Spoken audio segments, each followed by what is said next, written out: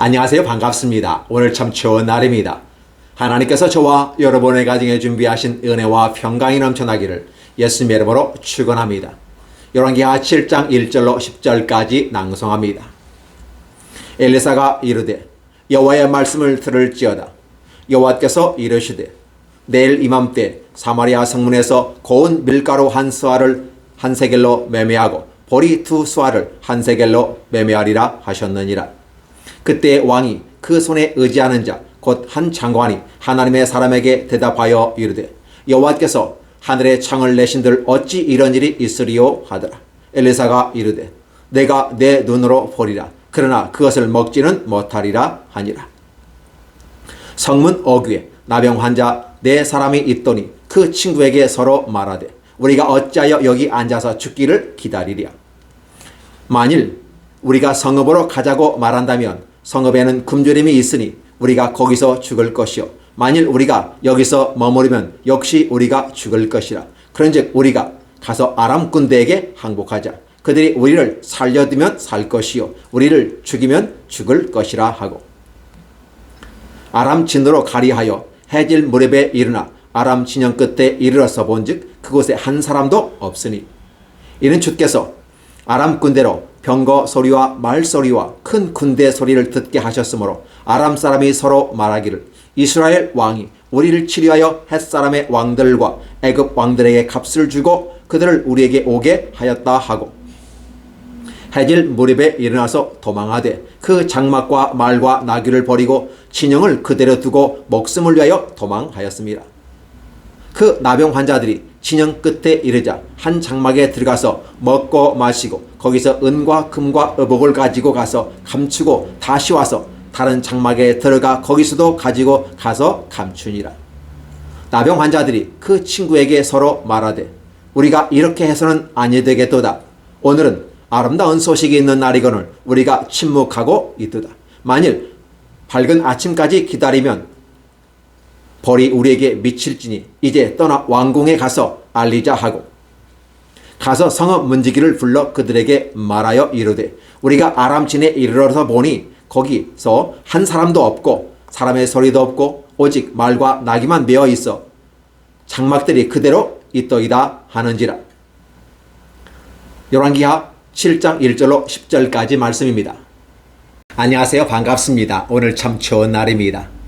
하나님께서 저와 여러분의 가정에 준비하신 은혜와 평강이 넘쳐나기를 예수님의 이름으로 축원합니다.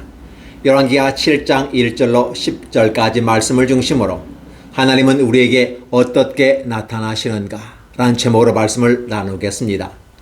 하나님이 우리에게 나타난다는 말은 무엇일까요? 사실 하나님은 보이지 않습니다. 왜냐하면 그분은 영으로 존재하시기 때문에 그렇습니다. 육체를 가지고 있는 우리가 하나님을 본다는 것은 쉬운 일이 아닙니다. 그렇다 보면 하나님께서 우리가 어떻게 나타났는가를 과거의 한 역사를 통해서 살펴보는 것은 어떨까요?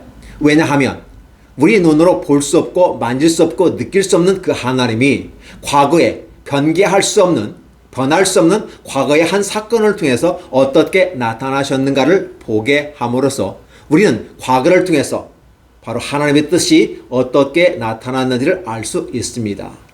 역사라고 하는 부분은 그렇게 우리에게 다가오고 있습니다. 그러니까 이미 지나간 것은 아무 의미가 없고 골동품처럼 여겨질 수도 있는 이 성경 말씀이 오늘 저와 여러분에게는 살아서 역사하는 하나님의 말씀이 된다는 사실입니다. 그렇다면 이 말씀들을 한번 살펴봄으로써 하나님은 저와 여러분에게 어떻게 나타나셨는지 각자가 자신의 삶의 영역에서 하나님은 내 인생에 과연 개입하시는가? 하나님은 내 인생에 관심을 가지고 있는가? 어떻게 관심을 표현하고 있는가? 당장 내 눈앞에 보이지 않지만 우리는 과거의 시간을 통해서 과거의 사건을 통해서 한번 살펴봄으로써 오늘 또 하나님은 우리와 함께 하신다라는 사실을 깨닫는 시간 되기를 예수님의 이름으로 축원합니다. 오늘 7장 1절에 이렇게 표현합니다. 엘리사가 이르되 여호와의 말씀을 들을지어다. 여호와께서 이르시되 내일 이맘때에 사마리아 성문에 고운 밀가루 한 스와를 한 세겔로 매매하고 보라. 보리 두 스와를 한 세겔로 매매하리라 하셨느니라 라고 말을 합니다. 이 말이 무슨 말입니까? 아람 군대가 북이스라엘 쳐들어왔고 사마리아를 둘러싸고 있더라는 것입니다. 이러한 상황 속에서 결국은 포위작전 시간을 통해서 수많은 전쟁 물자 내지 군수물을 가지고 와서 아람 군대는 끄떡없이 진을 치고 있고, 그렇게 함으로써 사마리아로 들어가는 모든 물품을 단절시킵니다. 그러니까 원래 경제라고 하는 것은 들어가고 나가는 이러한 흐름이 건강하게 이루어져야 그 경제가 원활하게 돌아가는데, 들어가는 물건은 막혀버렸습니다. 왜? 군사에 의해서. 그러다 보니까 성 안에 있는 비축된 물건이 떨어지면 떨어질수록 그 성 안에 있는 사람들은 불안하기 시작하는 것이고, 결국은 어떠한 현상이 나타났습니까? 바로 한 여인들이 자신의 자식까지 잡아먹는 사태까지 발생했다고 표현합니다. 이 정도 됐으면 더 이상 이스라엘 사람들에게 희망이 없다라고 한 그 순간에 절망과 좌절과 낙심 속에 있을 때 오히려 하나님께로 그들이 나와서 회개하지 아니하고 그 모든 원인이 하나님이 재앙을 내리셨다라고 말하면서, 그러면 하나님의 선지자 엘리사를 목을 치는 사건을 통해서 이 문제를 해결하려고 합니다. 그러면 하나님의 사람 엘리사의 목을 치면 과연 이 전쟁은 물러갈까요? 아람 군대는 물러갈까요? 아니라는 것이죠. 잘못 가려운 데를 긁은 것입니다. 진정한 이 문제의 본질을 제대로 파악하고 문제를 풀려는 생각을 하지 않았다는 사실입니다. 그러면 오늘 엘리사는 지금 여호와의 말씀을 들을지어다 라고 말합니다. 그 말은 무슨 소리일까요? 지금 북이스라엘에게 어떤 신들이 대세가 이루어졌습니까? 바알과 아세라, 그 외 기타 여러 우상들이 종교 다원주의에 입각해서 그들의 신의 이름을 부르고 함께 문제를 해결해 보려고 노력하지도 아니하고, 이제 그들이 거들떠보지도 않았던, 관심도 주지 않았던 여호와께 책임을 다 돌려버리고 있다는 것입니다. 아니, 북이스라엘이 그렇게 섬겼다면 바알과 아세라가 문제를 해결해야만 하지 않았을까요? 그런데 그들은 해결하지 못했다는 겁니다. 우리는 그것을 우상이라고 그랬습니다. 그들은 듣지도 못하고 보지도 못하고 말하지도 못하고 생각하지도 못하고 단지 인간이 만들어놓은 빚어놓은 형상으로서 우뚝 서 있을 뿐이지 하나의 조각품에 불과한 것이지 그게 신이 아니라고 얘기하는 것입니다. 진정한 신은 역사하시는 분으로서 여호와 하나님이 진정한 신임을 보여주고 있다는 것입니다. 여호와의 말씀을 들을지어다. 여호와께서 이르시되, 하나님이 말씀하시는 겁니다. 그러면 그 말씀이 이루어지면 하나님의 살아계신 것이고, 그 말씀이 이루어지지 않으면 하나님 죽은 것입니다. 만약 여러분들이 믿는, 여러분이 하나님을 향해서 그분이 여러분의 기도 응답하시지 않는 것처럼 느낌으로 말미암아 내가 하나님께 기도하는 그것조차도 못 받을까 봐 두려워해서 기도하지 않는 분도 있다는 말을 들었습니다. 구하라 주실 것이요, 찾으라 찾을 것이요, 두드리라 문이 열릴 것이다 라고 분명히 주님 말씀하셨습니다. 그러면 믿고 구해야 하지 않을까요? 그런데 사람들의 마음속에 하나님 자신들이 믿는 신도 응답하지 않는다는 걸 뻔히 알면서도 그들의 신에 몰두하고 있으면서, 그러면 여호와 하나님께 기도한다면 하나님은 기도 응답하실까요? 만약에 그래도 어떤 면에서는 최후의 보루로서 하나님께 기도하면 하나님이 응답해 주실 것인데 하나님마저 응답하시지 않는다면 어떻게 할까? 두려워하고 있다면 여러분들은 혹시 그런 대상이 아닙니까? 하나님께 기도하십시오. 그러면 열려질 것입니다.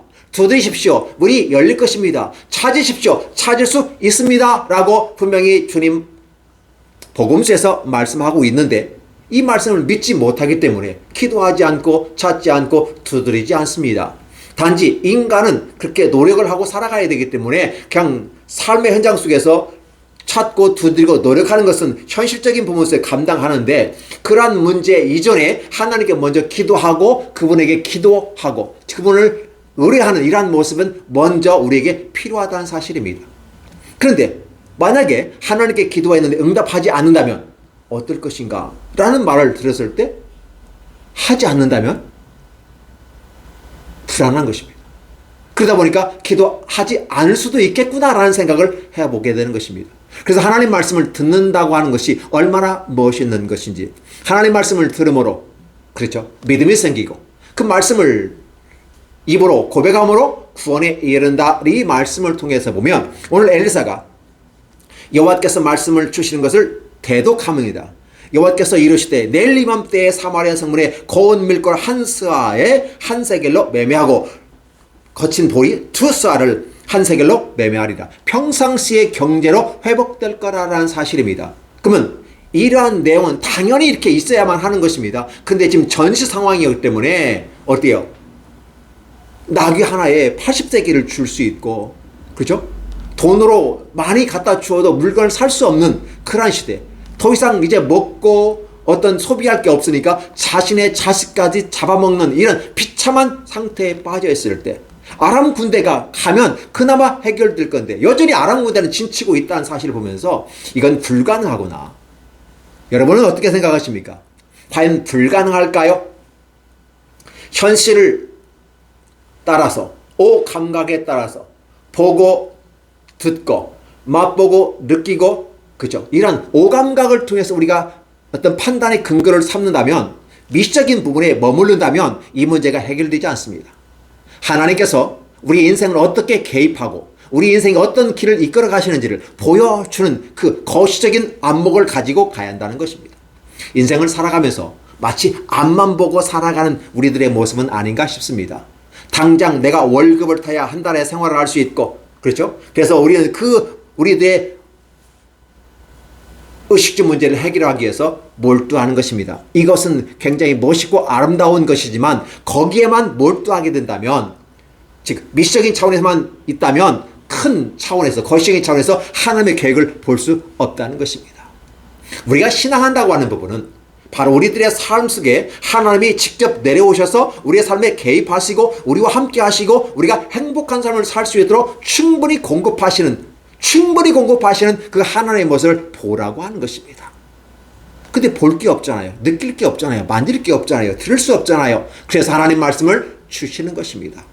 직접 하나님이 나타나 보여 역사하던 시대도 있었지만 이제 많은 사람들 앞에서 이제는 말씀으로 다가오셔서 그 말씀으로 약속을 합니다. 다른 말을 하면 하나님이 직접 나타나시면 바로 문제가 해결됩니다. 기적이 나타나고 문제가 해결됩니다. 그런데 앞으로 오실 메시아를 생각해보면 그 메시아가 오셔서 어떻게 하실 것인가를 말씀을 통해서 먼 미래에 있을 그 얘기를 하기 위해서 말씀으로 주셨다는 것입니다. 그래서 그 말씀을 믿고 따라가는 이스라엘 백성들은 신실한 백성이고 선민이다 이렇게 결론이 맺어지면 얼마나 좋을까요? 그러나 북이스라엘 역사를 바라보면 그렇지 않았다는 걸 얘기하고 있습니다. 그렇지 않은 이스라엘 백성들에게 하나님은 엘리사를 통해서 여호와의 말씀은 실현된다라는 것입니다. 그러면 어떻게 실현되냐는 것이에요. 되게 하나님의 말씀은 전혀 무관한 것처럼 느낍니다. 우리가 공부를 하게 되면 인과관계를 따지게 됩니다. 즉 A가 B로 결론을 지을 때 A와 B는 인과관계에 있다. 이퀄 관계에 있다. 이렇게 볼 때 인과관계에 있다라고 표현합니다. 그러나 또는 인과관계를 좀 이렇게 멀리 떨어져서 상관관계를 생각해 볼 수 있습니다. 이 둘 사이에는 인과관계는 아닌데 어떠한 현상에 있어서 비슷하게 같은 비례 형식으로 나타나서 상관관계가 있다. 이렇게까지는 우리가 과학적으로 입증해 보려고 노력을 하게 됩니다. 학문의 방법 속에서 연구 방법에서 그렇게 쓰게 되는데요. 근데 하나님의 말씀이 이 땅에 실현되는 과정 속에서 인간의 오감각으로 볼 수 있는 인과관계와 상관관계를 우리는 뛰어넘어서 인간이 판단할 수 없는 영적인 세계 속에서 하나님은 현실 가운데 쑥 들어와서 우리의 문제를 해결하고 있다는 사실입니다. 보시기 바랍니다. 자, 엘리사가 분명히 그렇게 되겠다라고 얘기합니다. 그러면 그에 대한 반응들을 한번 보시기 바랍니다. 그때 왕이 그의 손에 의지하는 자, 곧 한 장관이, 이 한 장관은 똑똑한 사람이겠죠. 지식이 있는 사람이겠죠. 권력이 있는 사람이겠죠. 부가 있는 사람이 있을 것입니다. 그러니까 이 시대의 하나의 리더가 됩니다. 한 나라의 장관이라는 개념은 굉장히 멋있지 않을까요? 그렇죠. 자, 그 장관이 하나님의 사람에게 대하여 대답을 하는 말을 기억해 보시기 바랍니다.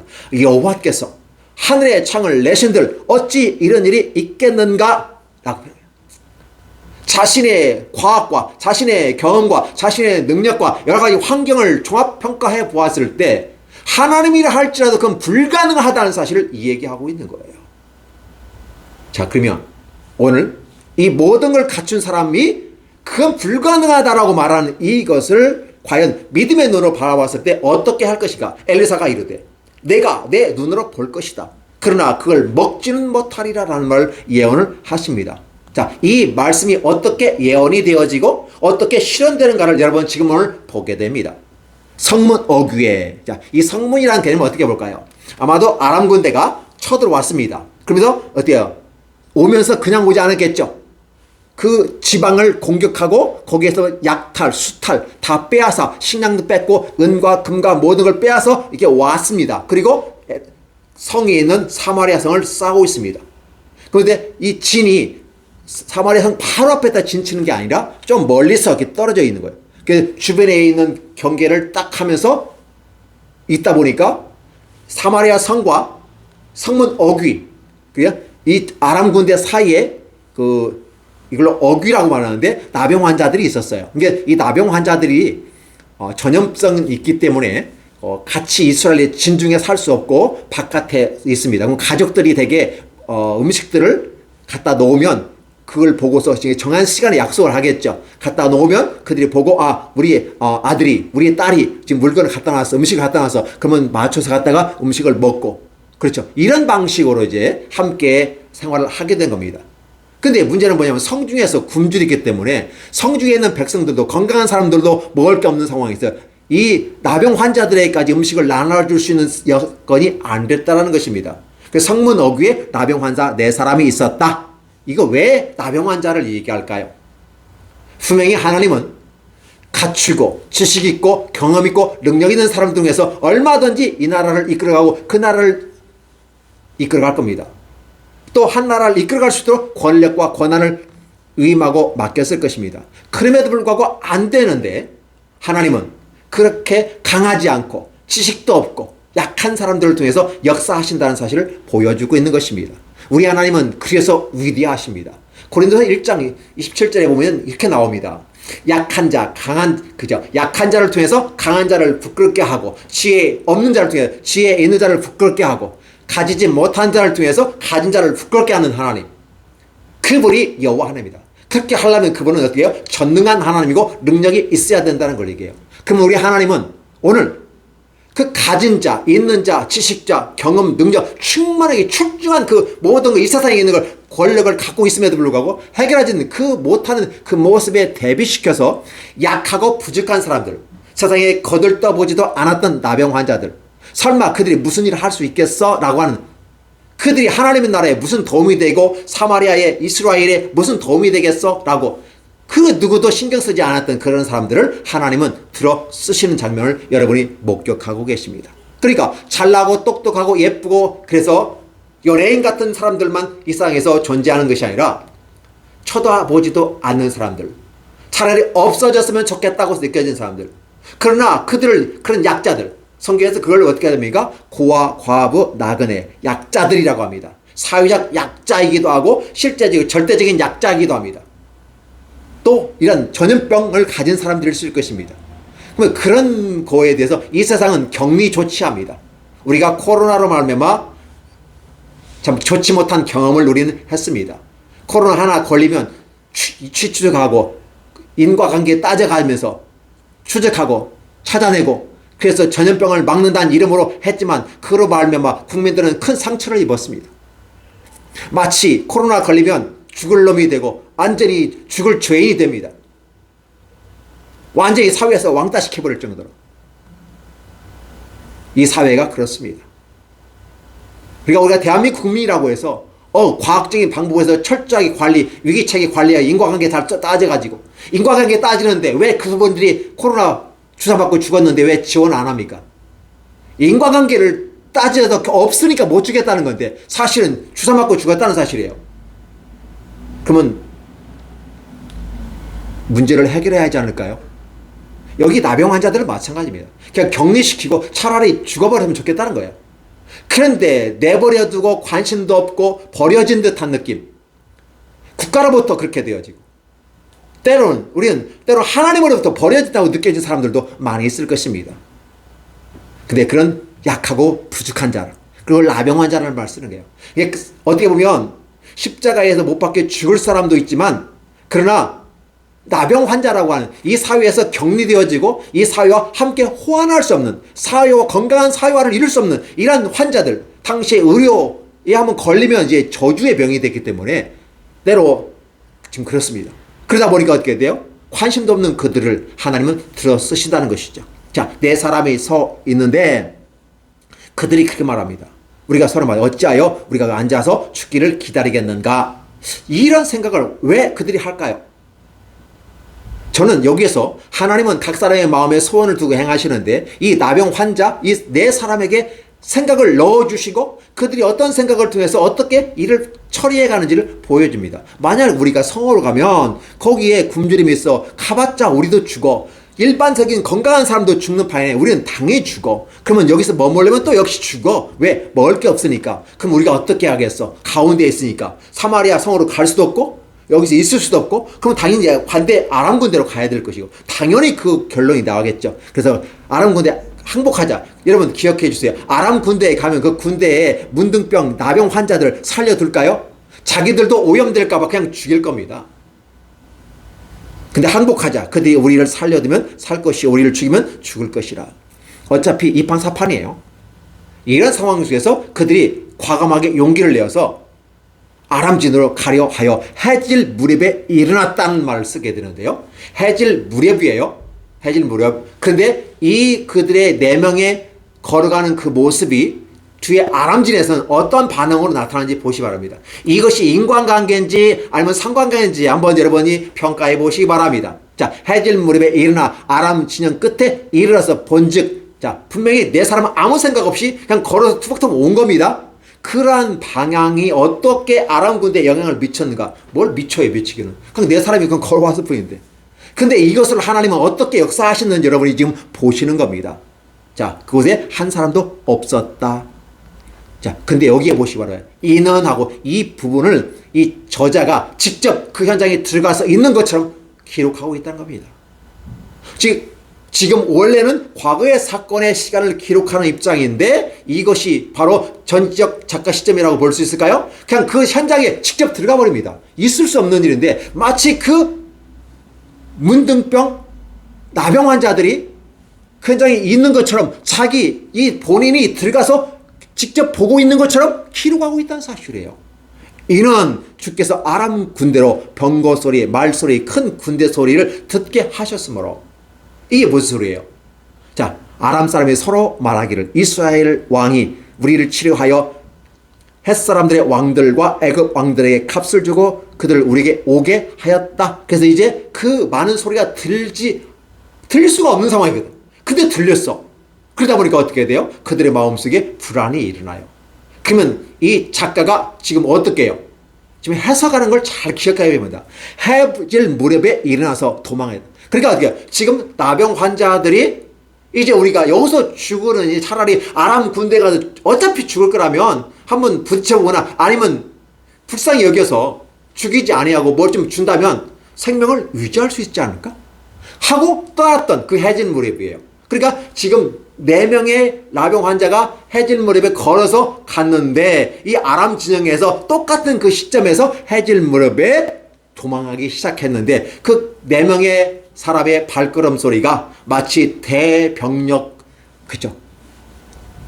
발걸음 같고 마차 소리 같고 그 말의 소리 같이 느껴지기 때문에 그들이 무서워서 그 장막과 말과 나귀를, 그죠? 버려두고 진영을 그대로 두고 목숨을 내어 도망했다라는 표현을 쓰게 됩니다. 여러분은 이 장면 속에서 과연 4명의 발걸음과 이 아람 군대가 이 무서운 소리를 듣고서 도망갈 정도로 그 모습에 어떻게 볼까요? 과연 인과관계일까요? 상관관계일까요? 아니면 전혀 관계가 없을까요?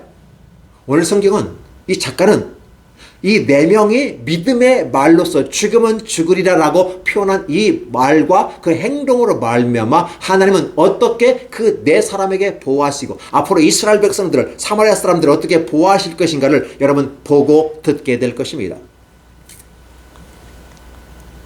그 나병 환자들이 진영 끝에 이르러서 한 장막에 들어가 보니까 아무도 없어요. 그래서 일단 없으니까 굶주렸으니까 먹고 마시고 거기서 은과 금과 의복을 가지고 가서 감추고 와서 다른 장막에 들어가서 또 거기서도 어떻게 해요? 은과 금과 의복을 가지고 감추었다라는 말을 쓰게 됩니다. 저는 이 장면에서 왜 은과 금과 의복이 있었을까 생각을 해봅니다. 아니 전쟁 나온 사람들이 왜 은과 금을 갖고 왔을까요?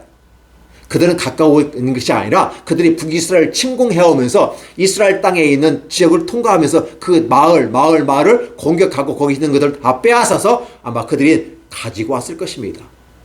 기가 막힌 거 아니겠습니까? 은과 금과 의복을 가지고 와서, 그죠? 그러다 보니까 어떻게 해요? 이 나병 환자들이 숨겼어요. 와, 기가 막힌 거 아닐까요? 자, 그 나병 환자들이 친구에게 서로 말해야 돼. 분명히 잘 기억해 주시기 바랍니다. 그냥 누가 주면 먹고 아니면 그냥 굶어 죽어야 되고 아니면 그 병 때문에 죽어가는 그들이 지금 생각을 하기 시작했다는 것입니다. 무슨 생각을 했어요? 바로 우리가 앉아서도 죽고 저로 그 사마리아 성으로 들어가도 죽고 이쪽 아람 군대로 가서 죽는다. 남겨주면 살 것이고 아니면 우리는 죽는다. 어차피 죽는 건데 라고 하면서 그들의 생각이 살아나기 시작합니다. 그래야말로 그들은 믿음의 말로써 행동을 옮겼고 믿음의 행동을 옮겼다는 것입니다. 그리고 나서 그들이 가서 먹고 마시며 많은 은과 금을 숨겨놓고 보니까 어떤 마음이 들어요? 사실 여기에서 훔쳤다, 이게 도둑질했다라고 표현해 볼 수 있지만 원래 전쟁이기 때문에 이긴 사람은 전리품을 취하게 되어 있습니다. 그러니까 훔쳤다는 말보다는 어떻게 돼가요? 그냥 전리품으로 가져온 겁니다. 근데 그 전리품이 군사로서가 아니라 이 나병 환자들이 그냥 전리품을 가져오는 거예요.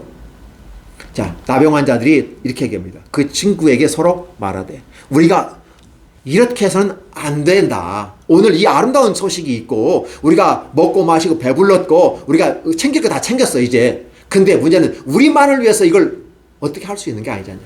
우리 형제들이 있고, 사마리아에는 굶어 죽은 사람이 많은데, 그들이 침묵하면 안 된다. 만약에 우리가 우리만을 생각한다면 하나님이 우리의 벌을 내리실 거다. 그러니까 왕궁에 가서 알리자 하고 가서 알렸다는 것입니다. 성문지에게 얘기하고 우리가 아람산에 가보니까 한 사람도 없고 사람 소리도 없고 오직 말과 나귀만 메어 있었고 아무도 없었습니다라고 10절로서 딱 끝나버립니다. 여기까지. 오늘 여기까지거든요. 그렇다면 저와 여러분 이 본문을 통해서 뭘 보냐? 우리 하나님께서 우리의 인생에 어떻게 한다? 개입하신다. 함께 하신다. 그런데 전혀 다른 지금 엘리사와 장관 사이에서 얘기한 내용을 딱 끝나고 나면서 방향이 바뀌면서 성문역에 4명의 문둥병자가 나타납니다. 전혀 관계성이 없는 것처럼 인과관계도 없고 상관관계도 없는 것 같은데 하나님의 계획 안에서는 다 인과관계가 맺혀지게 된다는 것입니다. 이 나병 환자들이 성문지기에게 와서 문지기에게 이 얘기하고 그걸로 하며 확인하는 사건이 다음 주에 이어질 것입니다.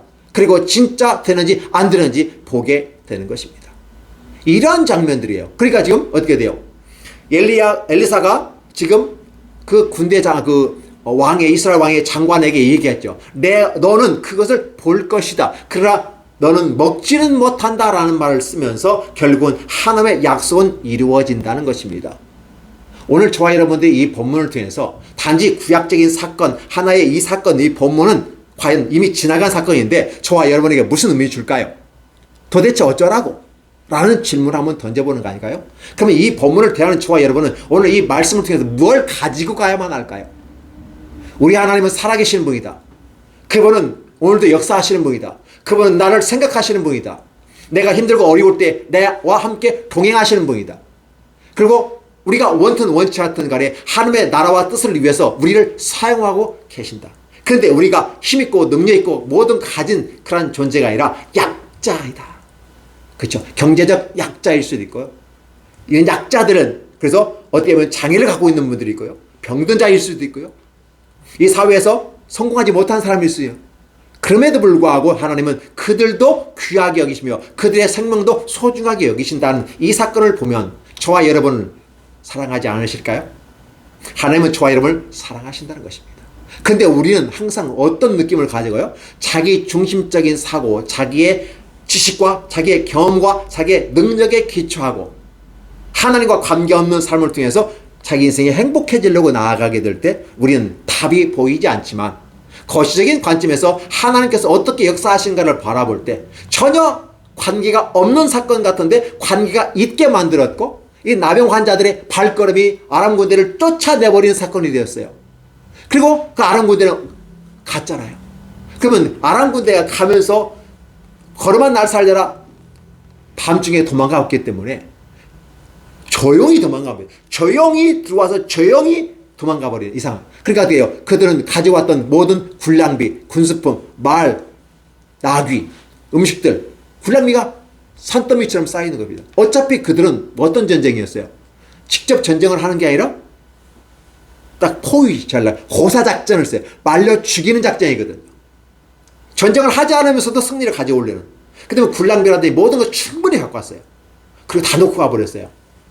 세상에 이런 일이 어떻게 일어날 수 있단 말인가? 그래서 그 장관처럼 하나님이라 할지라도 어떻게 이렇게 될 수 있겠는가? 불가능해. 하나님이라 할지라도 불가능해. 근데 하나님이니까 가능한 거예요. 오늘 저와 여러분들이 이 본문을 통해서 바로 그걸 여러분이 잡고만 가면 됩니다. 하나님은 오늘도 저와 여러분과 함께 하신다는 사실을 이렇게 이야기하고 있습니다. 문제는 뭐냐면 과거의 한 사건에 불과한 이 사건이 저와 여러분에게 어떻게 영향을 미치는가요? 오늘 이 저자도 바로 그 4명의 세질력의 4명의 나병 환자가 걸어갔던 이 걸음을 엄청난 군대의 마병과 말소리와 마차소리와 그 엉대한 소리로 아람 군대에게 들리게 하였다는 것은 하나님의 전능한 능력과 권능으로 가능했다는 사실을 우리가 생각하고, 왜냐? 그랬을 때 결과가 나타나. 만약에 이 나병 환자들이 움직이지 않았다면 똑같이 어려움 속에 있을 것입니다. 약한 자, 부족한 자, 힘없는 자를 통해서도 여전히 하나님 함께 하신다는 이 사실을 보면 오늘 저와 여러분의 삶 속에서 때로는 그렇게 위대하게 성공하지 못하고 위대한 부자가 아니할지라도 그 명예와 명성과 많은 돈과 능력과 지식이 없다 할지라도 극히 약한, 아니 있는 듯 없는 듯, 아니 없어면 차라리 좋겠다고 할 정도로 그렇게 무시되는 그런 나병 환자들을까지도 통해서 역사하시는 하나님. 그래서 우리 하나님은 참 좋으신 하나님입니다. 이런 하나님이 바로 저와 여러분을 사랑하시고 함께한다는 사실을 얘기하고 있는 것입니다. 하나님 말씀 속에서 우리와 함께 하시는 하나님은 또 약한 자를 들어서 강한 자를 부끄럽게 하고 지식 없는 자를 통해서 지식 있는 자를 부끄럽게 하고, 그렇죠? 이러한 모습 속에서 하나님의 영광을 드러나면서 오히려 하나님 나라가 가난한 자들의 것이 된다라는 표현을 쓰게 되는 것이죠. 오히려 세상에 있는 어떠한 것들, 갖추어진 어떠한 것들이 우리의 천국문을 막고 있다고 하는 이 사실을 보면서 오늘 저와 여러분들은 우리의 노력과 우리의 능력과 우리의 힘으로 하나님 나라에 들어가는 것이 아니라 오직 전적인 하나님의 방식으로 하나님 나라에 들어갈 수 있고 행복의 세계로 들어갈 수 있다는 사실을 일러주는 겁니다. 인간의 방법으로 하나님 나라에 들어가는 것이 아니라 하나님 방식대로 기적의 역사가 나타나고 기도 응답의 역사가 나타난다는 사실을 저와 여러분에게 보여줌으로써 낙심되고 좌절과 희망이 없어 보이고 더 이상 이 세상을 바라볼 때 빈익빈 부익부의 경제적인 격차가 있어서 너무 힘드니까 경제적인 민주화를 해보자고 노력하지만 이게 가진 자들은 놓을 수가 없고 없는 자는 여전히 허덕이는 그 모습 가운데 있을 때 여전히 그 문제도 해결할 수 있는 분은 누구다? 하나님이시다 라는 사실이죠. 그러면 여러분 질문할 겁니다. 도대체 하나님은 뭐하고 계실래 지금 이렇게 만들었습니까? 라고 말합니다. 그러나 기억해 주시기 바랍니다. 이거 하나님이 만든 게 아니라 인간의 노력과 인간의 수고에서 그런 경제 자본주의가 발생하게 되는 것이고, 그 다음에 이러한 문제는 우리가 어떻게 풀어갈 것이냐는 거예요. 그래서 하나님은 오늘 약자를 들어서 사용하시며 이제 그 약자를 통해서 그들의 삶도 해결하고 그리고 아울러 사마리아까지 해결한 이 사건을 보면서 오늘 전 우리 국민들을 통해서 하나님은 여전히 사랑과 관심으로 우리에게 다가오고 있다는 사실을 잊어서는 안 될 것입니다. 그러면 우리 현실의 문제는 어떤 문제일까요? 우리가 함께 만들어가고 우리가 함께 개혁하고 함께 조절해가는 이런 사회적 합의와 방향을 통해서 멋있는 모습으로 우리가 이 땅에서 좋은 세계를 만들어야 하지 않을까요? 그러나 더 중요한 것은 그러한 과정 속에서 하나님이 무시되고 하나님을 인정하지 않고 하나님과 관계없는 삶을 살아가고 우상을 섬겨 나간다면 어떨까요? 여전히 이러한 문제가 발생할 수밖에 없다. 그런데 하나님께로 가게 되면 기적적인 이 사건들이, 이 기적이라는 건 매번 우리에게 나타날 필요가 없어요. 기적이라고 하는 것은 뭐냐? 기사라고 하는 건 뭐냐? 하나님의 뜻을 나타내고 하나님의 권능을 표현함으로써 자신의 의미를 전달하고자 하는 목적이 있기 때문에 우리가 그걸 해결하면 더 이상 기적이 나타날 필요가 없어요. 저와 여러분의 삶 속에 기적 없이도 기적다운 기적 같은 삶을 산다고 하면 얼마나 좋을까요? 사회복지사가 없는 사회, 얼마나 행복한 사회일까요? 그렇죠? 이게 멋있는 사회입니다. 우리가 이런 모습이 좀 되었으면 좋겠다라는 생각을 해봅니다. 그렇죠? 그래서 하나님이 저와 여러분들에게 큰 관심과 사랑으로 함께 동행하고 있다는 사실을 여러분 믿고 함께 그분과 함께 가십시오. 최종적인 부분은 하나님의 문제입니다. 하나님께서 해결하신다는 사실을 기억하시고 여러분 하나님께 와서 예배하며 기도하는 아름다운 시간, 그분과 소통, 교통, 그렇죠? 커뮤니케이션이란 말을 요즘 많이 쓰는데 그렇게 하나님과 함께 하십시오. 여러분의 삶이 열려질 것입니다. 왜? 그분은 여러분을 사랑하시기 때문에. 어떻게 사랑하신다? 신약에서는 십자가에 못 박혀 죽으셨다라는 것이. 그분 누구다? 메시아로서. 그걸 위해서 지금 구약의 역사와 신약의 역사가 이루어지면서 그의 스토리, 하나님의 스토리. 어떤 스토리일까요? 그의 스토리, 히스토리예요. 그 사랑은 바로 러브예요. 하나님의 사랑이 그의 역사인 것입니다. 어떻게 우리를 사랑하셨는지. 구약에서부터 사랑하셨고 신약에 사랑하셨고. 그러면 최종적인 부분에서 오실 메시아, 엘리사를 통해서 우리에게 보여주는 것은 바로 메시아를 보여주는 겁니다. 그분이 십자가에 못 박혀 죽으시고 우리를 사랑하셨다. 그리고 사랑을 확증하셨다. 누군가가 그게 뭐죠? 하나님 우리가 어떻게 사랑해요? 예, 십자가를 통해서 사랑을 확증했다라는 사실을 얘기해주고 있습니다. 여러분이 이 사랑을 받아들이면 여러분은 행복한 사람이 되고 하나님 나라가 소유가 되고 여러분의 마음속에 하나님 나라가 이루어질 것입니다. 그리고 하나님과 함께 동행하는 그 기쁨의 즐거운 잔치에 여러분이 동참하게 될 것입니다. 그렇게 되시기를 예수님의 이름으로 축원합니다. 기도하겠습니다. 하나님 감사합니다. 우리가 부족하고 연약한 가운데 있지만 여전히 우리와 함께 하시는 하나님 감사드립니다. 환경과 여건을 바라볼 때 전혀 하나님은 나에게 무관심한 것처럼 느끼고 하나님은 이스라엘을 떠나버린 것 같이 느껴지지만 그럼에도 불구하고 즉 이스라엘이 악한 죄악 가운데 있음에도 불구하고 여전히 이스라엘을 사랑하시는 하나님을 보여주시면서 위험에 처해 있고 힘든 상황에 처해 있을 때 하나님의 역사를 드러내므로써 하나님의 권능을 나타내므로써 하나님의 이스라엘과 함께한다는 사실을 여전히 변함없이 얘기하고 있습니다. 잘나서 함께하는 게 아니라 못났음에도 불구하고 부족했음에도 불구하고 함께 하시는 하나님 감사드립니다. 오늘 이 본문을 우리에게 주셔서 감사합니다. 이 말씀을 다시 한번 되씹고 되씹어서 그래서 묵상의 과정을 통해서 우리의 몸에 정원 영양가 같은 하나님 말씀이 되어지게 하여 주시고 우리의 몸에 녹아 들어갈 수 있도록 우리의 마음에 믿음으로 수용할 수 있도록 복을 내려 주시옵소서. 예수님의 이름으로 축복하며 기도하옵나이다.